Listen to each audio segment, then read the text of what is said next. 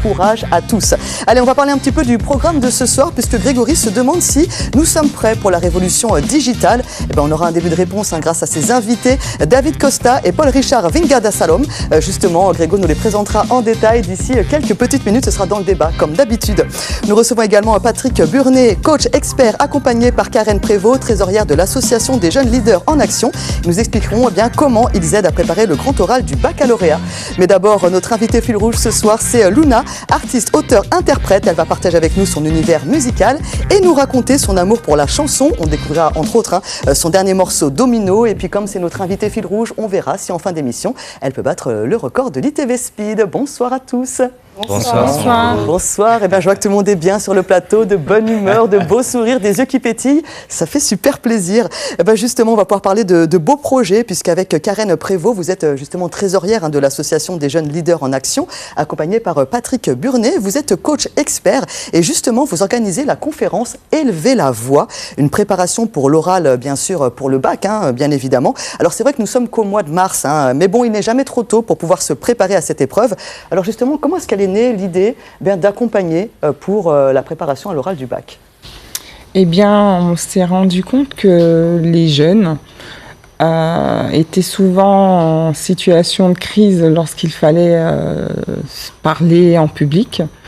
D'abord en famille, puisque j'ai eu des enfants, donc les préparer à l'oral, il fallait le faire. Et j'ai eu l'idée de l'offrir au plus grand nombre. Et durant mon parcours, j'ai eu la chance de rencontrer M. Burnet, qui est coach expert, donc qui intervenait dans le monde professionnel pour les adultes, pour tout ce qui est prise de parole en public et d'autres thématiques. Et en discutant, on s'est dit, on pourrait le faire et travailler pour les jeunes, puisque moi, mon cœur de métier, c'est les jeunes à la base. Et j'ai choisi de travailler au sein de l'association pour ça. Alors justement, de votre côté, Patrick, vous êtes coach expert, donc on a compris qu'effectivement vous accompagnez déjà donc plutôt des adultes. Est-ce que c'est une suite, justement, parce que vous êtes également prof particulier, tout ça, est-ce que c'est une suite pour les élèves, de les accompagner, une suite de vous, en tout cas, de ce que vous faites? C'était important d'accompagner les plus jeunes que seulement les adultes? Oui, j'ai bien aimé l'idée de suite. Pour moi, c'est une évidence. Pouvoir accompagner un maximum de jeunes à pouvoir s'exprimer correctement lors du grand oral ou du brevet, c'est aussi les préparer dans leur vie d'adulte à pouvoir aussi se présenter devant n'importe qui. Car l'idée de l'accompagnement durant cette conférence, c'est de permettre que la technicité puisse être durable dans le temps. Donc oui, pour moi, accompagner les jeunes, c'est une évidence. Oui. L'adulte, de façon spécifique, mais les jeunes, pour moi, c'est une réelle nécessité.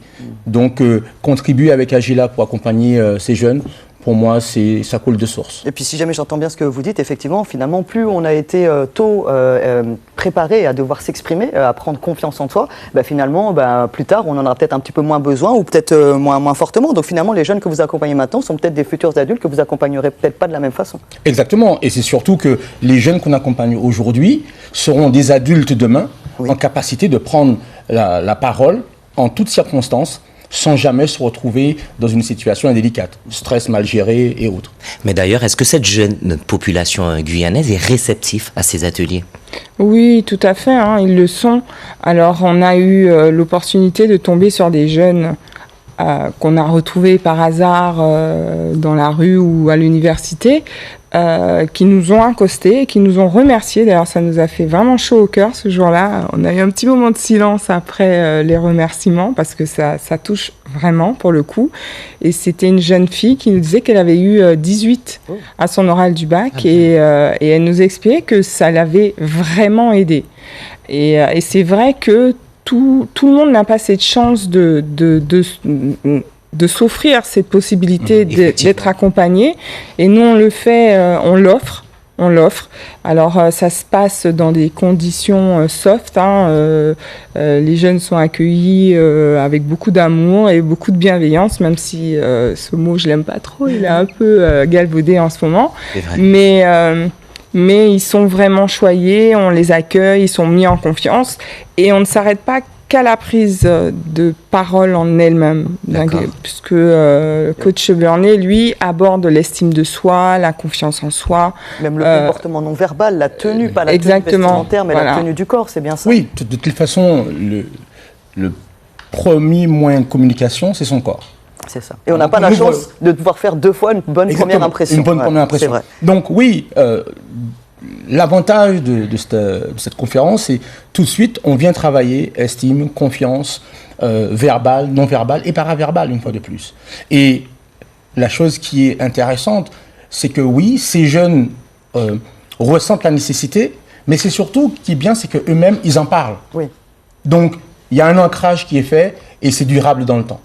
Mais pourquoi s'attarder qu'aux élèves du bac et du brevet et pourquoi pas ceux de l'université en sachant que certains passent des masters, des grands oraux avec leur mémoire. Pourquoi s'arrêter au bac et au brevet? À vrai dire, là, on a fait simplement un choix pour nous assurer que dans la continuité des études, l'idée, c'est que nos jeunes ne s'arrêtent pas aux portes des études universitaires. D'accord. Et nous voyons bien que plus tôt nous travaillons avec nos jeunes, mieux ils seront. Le jeune qu'on accompagne en 3e, il va arriver au bac, il sera beaucoup plus à l'aise. Si on l'accompagne au bac, il sera à l'université, voilà. Plus à l'aise, ouais. Donc, et il est vrai qu'aujourd'hui, nous travaillons aussi avec l'université pour pouvoir accompagner des jeunes, mais sous d'autres thèmes ou d'autres circonstances. Très bien.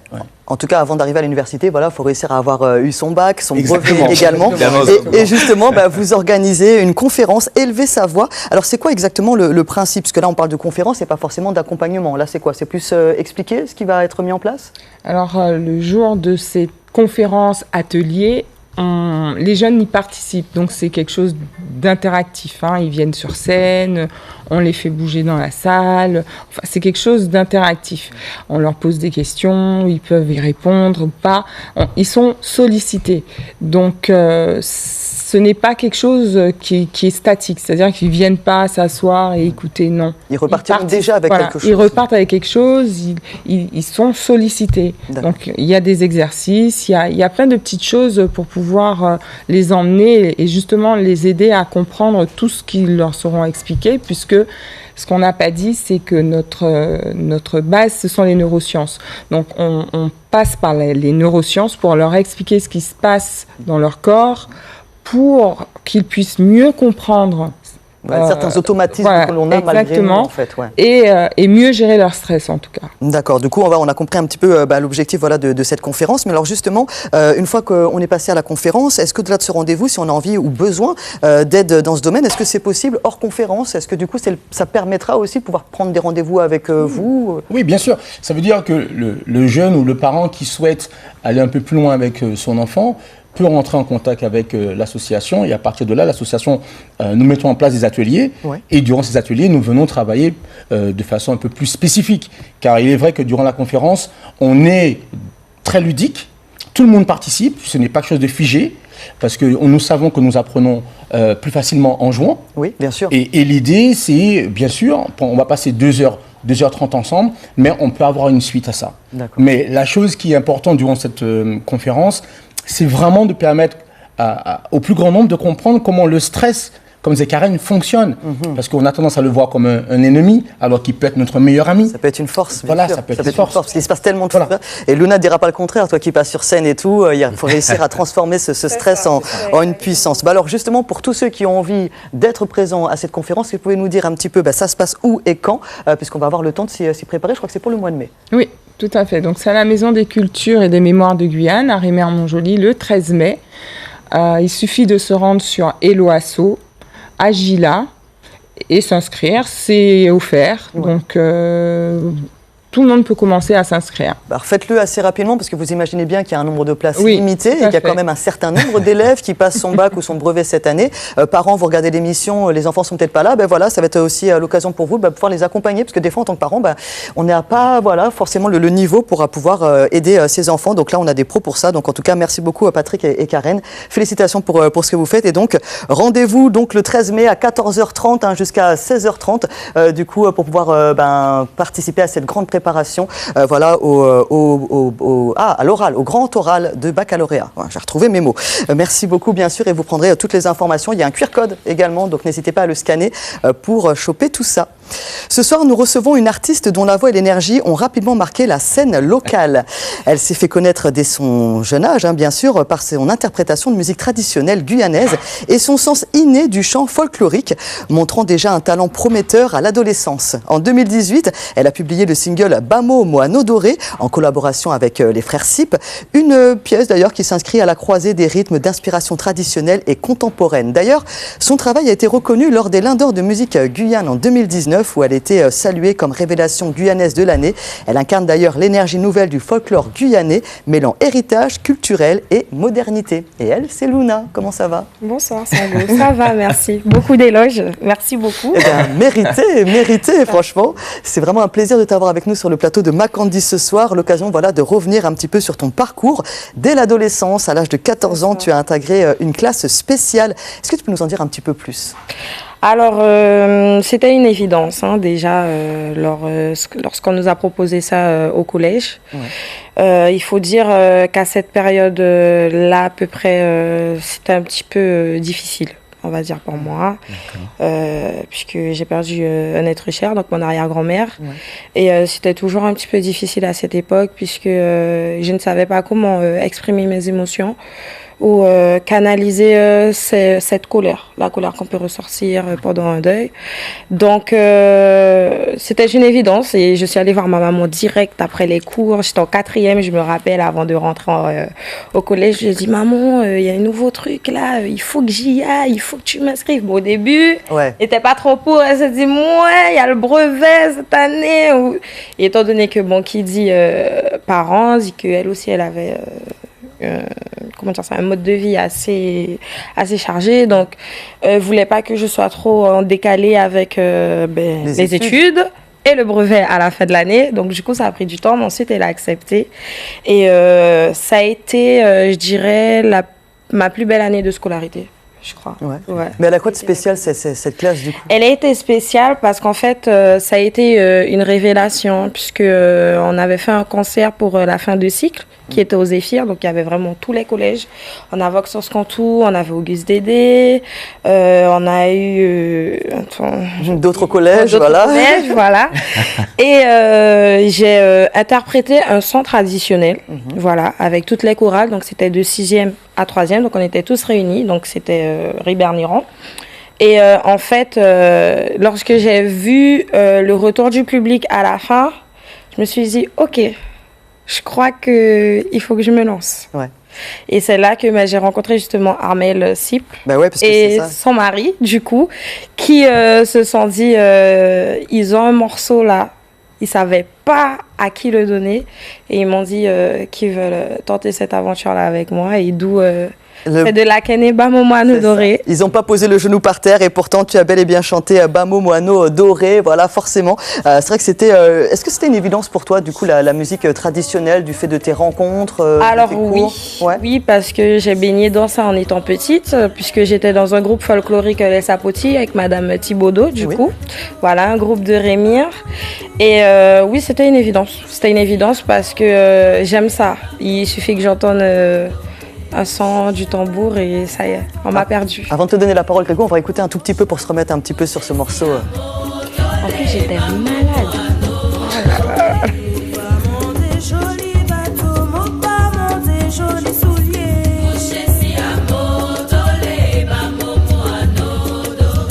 Bamo Moano Doré, Bamo Moano Doré, Bamo Moano Doré. Comment ton genou n'est toujours pas posé au sol, Bamo Moano. Allez, c'est bon, ça suffit.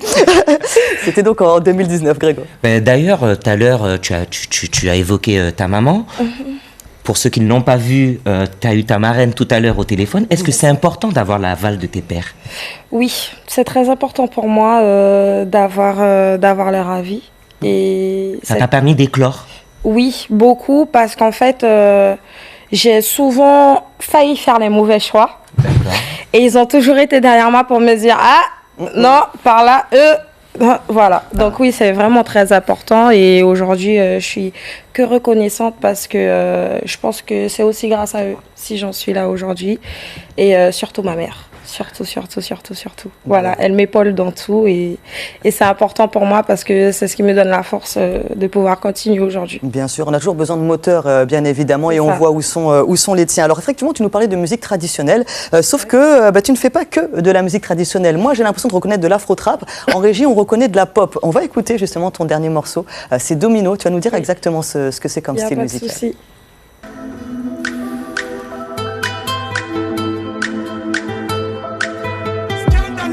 Tu m'as vidé, tu m'as souillé, à me noyer dans la déprime. Par toutes ces paroles maquillées, je me suis fait embobiner. Ton mému m'avait parlé, mais comme d'hab j'ai pas écouté. Mon tête tout cogren à présent, bye pour andé. Tout est comprendre, tout est guéri, t'es pour son graisse. Je que mon pas. Alors pour moi c'est de l'afro-trap, mais du coup on est dans... on est d'accord, on partage l'afro-trap. Alors confirme-nous, on est dans quoi? Alors oui, alors en fait c'est tout un mélange de choses et c'est surtout un style le style qui me correspondait le plus. D'accord. Lorsque on a fait un travail, parce qu'en fait c'est tout un travail qui a été mis en place, puisque du coup c'est avec Alan Chanchan, du coup, qui m'a dit ouais mais ton pot ça fait 7 ans, c'est pas normal, il faut que tu fasses quelque chose et tout. Et on s'est revus vraiment quelques peut-être semaines après, parce que bon entre temps voilà il y a la vie de famille ou autre.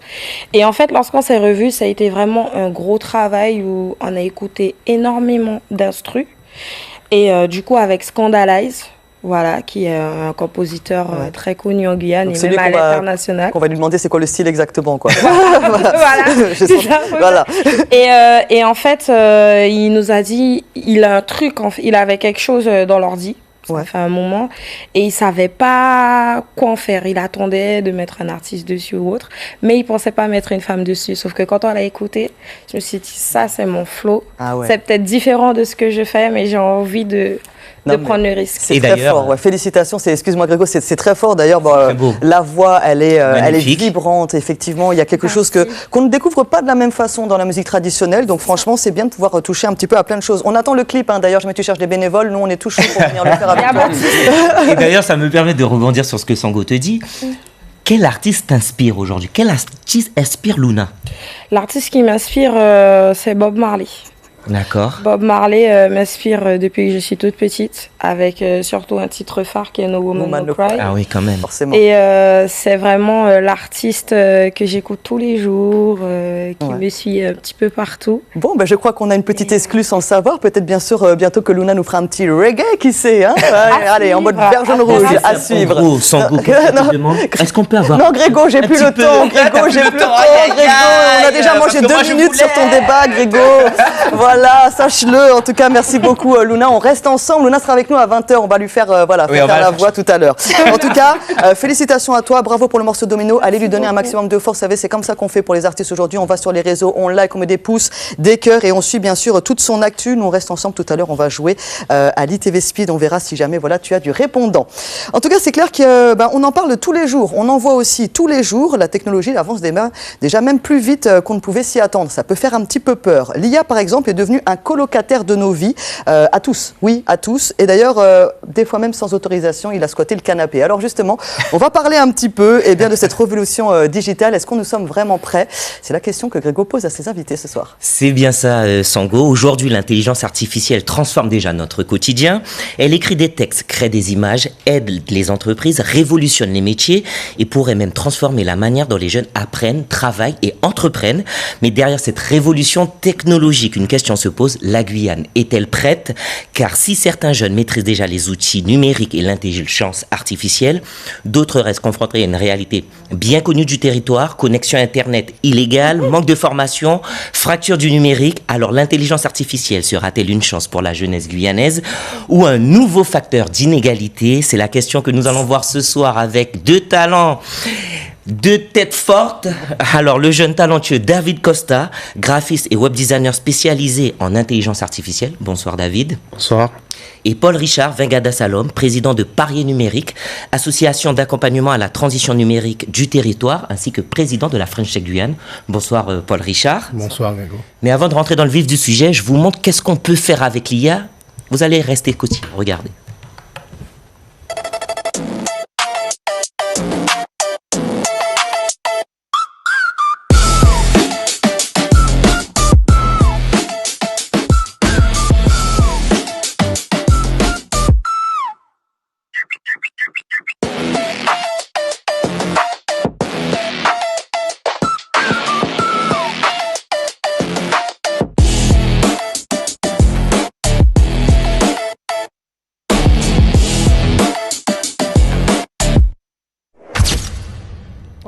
Eh oui, je vous vois scotché. Incroyable, incroyable. C'est le travail du talentueux David que vous avez juste ici. Et d'ailleurs, ma question, elle est pour toi, David. Toi, tu travailles au quotidien avec l'IA, on l'a vu, et surtout dans la création. Est-ce que l'IA, aujourd'hui, est vraiment une révolution pour les métiers créatifs et du numérique, ou est-ce qu'on exagère un peu son impact ? Non, aujourd'hui, on peut dire que l'IA, elle fait partie du quotidien. Je pense que tout le monde commence à se rendre compte. Donc, je pense que c'est un facteur qu'il faut prendre en réalité et commencer à s'adapter et en parler de plus en plus sur le sujet parce que c'est quelque chose qui fait partie maintenant de notre quotidien et plus vite on s'adapte, plus vite on est dedans, quoi. Donc, je pense que le plus important, c'est de s'intéresser sur le sujet et puis prendre ça au sérieux parce que ça commence à devenir un petit peu... Ça prend la place un peu importante dans notre quotidien. Exactement. Bon, ben c'est très intéressant ce que tu dis, David. Et là, ça me permet de rebondir sur toi, Paul Richard. Toi qui travailles sur la transition numérique du territoire ainsi qu'avec les acteurs de la French Tech Guyane. Est-ce que la Guyane, aujourd'hui, a des moyens de profiter de cette révolution numérique et de l'intelligence artificielle ? Tout d'abord, merci pour cette invitation. C'est nous. Et donc, à travers les différentes associations qu'on rencontre et les structures, aujourd'hui, l'intelligence artificielle, le numérique, le digital, et quel que soit le nom qu'on donne, c'est inévitable. Aujourd'hui, il faut vraiment pas rater ce train parce que ce sont les métiers de demain qui vont être découverts à travers l'intelligence artificielle et toutes les nouvelles technologies. Et donc, le but aujourd'hui, c'est que la jeunesse puisse s'accaparer de ces technologies, de ces outils, exactement. Le mot-clé à retenir, c'est outils. C'est outils. Et tout à l'heure, je te voyais acquiescer. Luna, est-ce que ça te parle, l'intelligence artificielle, dans ce que tu fais au quotidien ? Oui, ça me parle beaucoup parce que je vais t'avouer que l'école, c'est un petit peu derrière. Donc, ne me dis pas que Domino a été fait sous IA. Non, quand même. D'accord. J'exagère. Non, du tout pas. Oui, en fait, comme vous l'avez dit, ça prend une très grande place dans nos vies puisque maintenant, on a un que tout le monde utilise, je pense ChatGPT. Voilà. C'est ce que je disais. Non, si quelqu'un. Voilà. Exactement, parce qu'en fait, au jour d'aujourd'hui, quand on parle de IA, la première chose qui vient dans la tête, c'est ChatGPT. Mais c'est bien d'avoir ce débat-là ce soir. C'est parce que justement, c'est bien de faire comprendre aux gens que l'IA, elle n'est pas que basée... elle ne reste pas que sur les images, les belles images sur Internet, les mêmes et tout. Et je suis obligée du coup d'en citer deux autres. Donc on a également Claude et Grok. Voilà. Exactement. Voilà, et très bien. Mais d'ailleurs, David, ça me permet aussi de rebondir. Ce que disait Paul Richard, il parlait d'outils. Est-ce que ces outils peuvent permettre à un jeune Guyanais aujourd'hui de créer, d'entreprendre plus facilement? Oui, clairement, parce qu'en fait, aujourd'hui, un jeune, avec un ordinateur et puis Internet, il a accès à tous ces outils-là, parfois même gratuitement. Et grâce à ça, il peut commencer un business en ligne en quelques heures seulement. Ah ben c'est génial. Donc, c'est vraiment une grande opportunité pour les jeunes. Ben c'est pas mal et ça me permet de rebondir sur toi, Paul Richard, parce que en faisant ta revue de presse, je suis tombé sur soutien à l'électronisme. Et tu vas comprendre pourquoi. Existe-t-il déjà des initiatives pour former ces jeunes au métier du numérique ? Et explique-nous un peu, c'est quoi l'électronisme ? Alors, sur le principe, l'association Paris Numérique, on est partenaire avec l'ANLCI, l'Agence nationale de lutte contre l'illettrisme. Et donc, il y a l'illettrisme et l'électronisme. L'illettrisme, c'est pour les personnes qui ont du mal à lire, donc analphabètes. Et donc, il y a des exercices où on peut travailler sur des ateliers, des workshops, et aussi des solutions digitales qui permettent de s'entraîner à pouvoir lire. Donc là, on a parlé de l'intelligence artificielle, par exemple. Et l'électronisme, c'est le fait de ne pas pouvoir manipuler le matériel, donc les derniers téléphones ou quoi, à pouvoir manipuler les dernières... Parce que je ne sais pas du tout ce terme, du coup. L'électronisme. Comment tu dis ? Électronisme. Électronisme. Ouais, un terme que j'ai découvert avec Paul Richard. Ah ben, bien évidemment. Merci. Ah, oui. Il faut savoir que c'est David, dans toutes mes séquences de Grégo, c'est lui qui fait mon petit générique, qui m'aide à faire ce petit générique en IA. Et ça va me permettre de rebondir sur lui d'ailleurs. David, peut-on aujourd'hui travailler dans le monde entier, depuis la Guyane, grâce au numérique? Effectivement, je pense qu'aujourd'hui, il n'y a plus de barrières, on peut dire ça. Parce qu'avec Internet, je pense que le plus important, c'est la capacité qu'on a, que les gens y cherchent. Donc on est libre de travailler avec plusieurs entreprises, soit en Guyane, soit au Brésil, soit en Europe, soit partout dans le monde. Même moi, avec mon expérience, je suis déjà amené à travailler avec beaucoup de gens en dehors de la France, au Brésil, en Suisse. Donc c'est très important de savoir qu'aujourd'hui on est ouvert il n'y a plus de frontières en fait, il n'y a plus de barrières. Alors, du coup, tu dis justement que depuis que tu as commencé, mais tu as commencé quand toi? Parce que l'IA, on a l'impression que tout le monde la découvre depuis hier soir. Ça fait combien de temps que tu es dedans, sérieusement? Non, moi ça fait déjà au moins 3 ans ou 4 ans je pense. Donc en 3-4 ans, on peut déjà monter parce que moi j'ai vraiment, comme je suis déjà, ça fait presque 10 ans que je suis graphiste.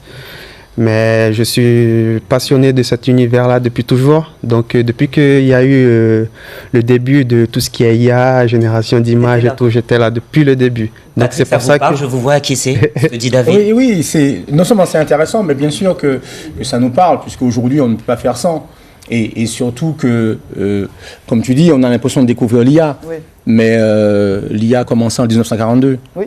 Voilà, donc à partir de là, on voit bien toute l'évolution qu'il y a eu. 97, il y avait Deep Blue, la première fois où l'IA bat un homme. Maintenant, c'est aux échecs.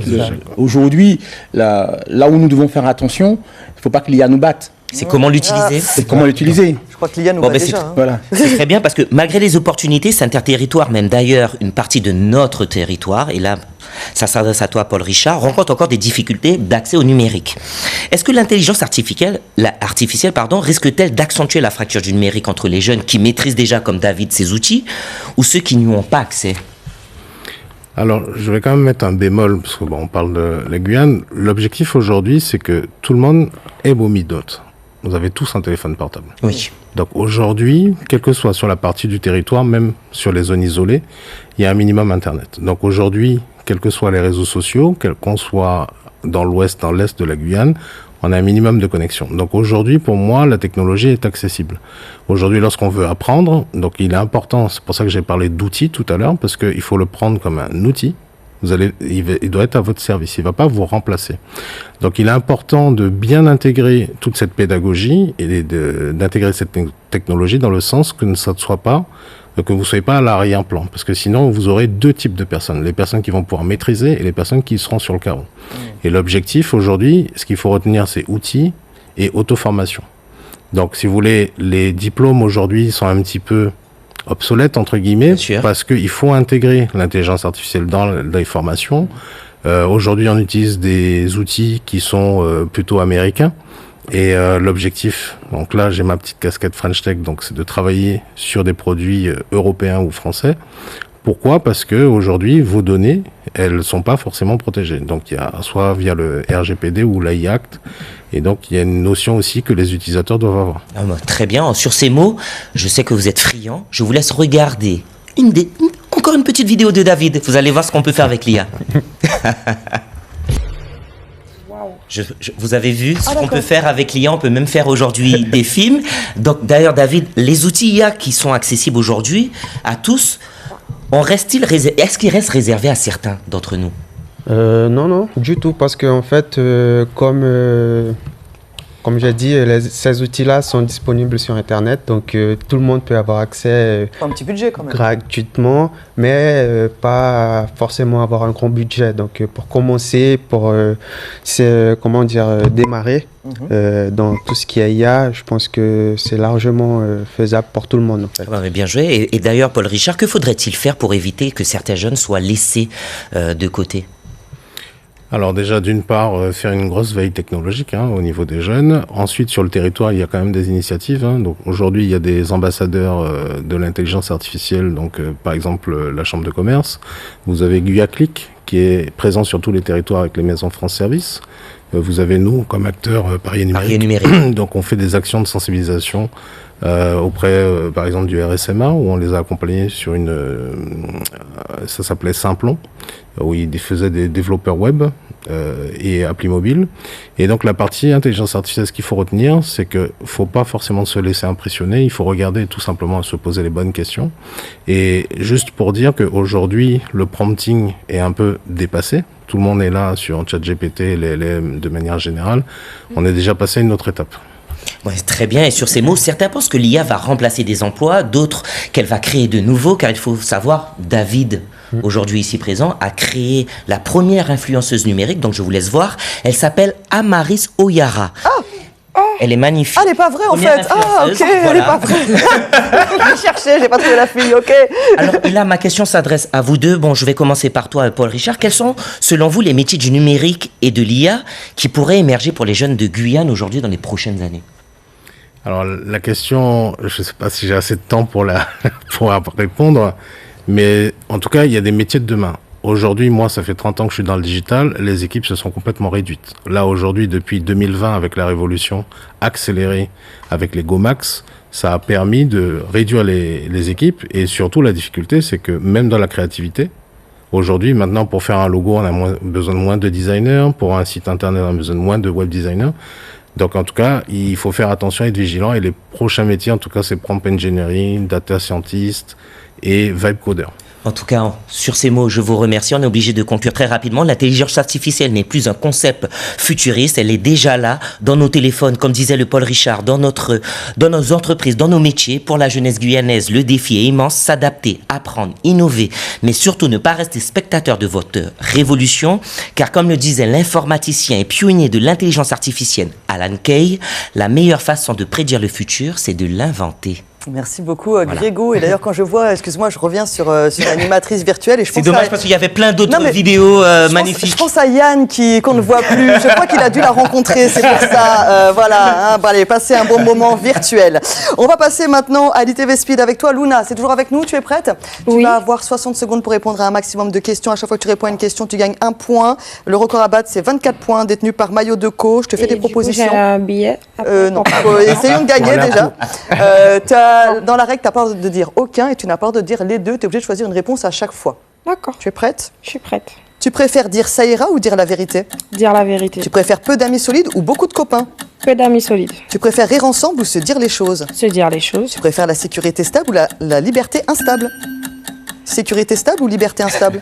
Liberté instable. Tu préfères partager par amour ou garder par instinct? Partager par amour. Tu préfères qu'on te drague mal ou qu'on te ghoste après 3 rendez-vous parfaits? Comme un ghost. Tu préfères être prise en photo en train de manger ou en train de dormir? En train de dormir. Tu préfères une organisation parfaite ou un chaos créatif? Organisation parfaite. Tu préfères que tout ce que tu dis sonne comme une déclaration d'amour ou comme une menace?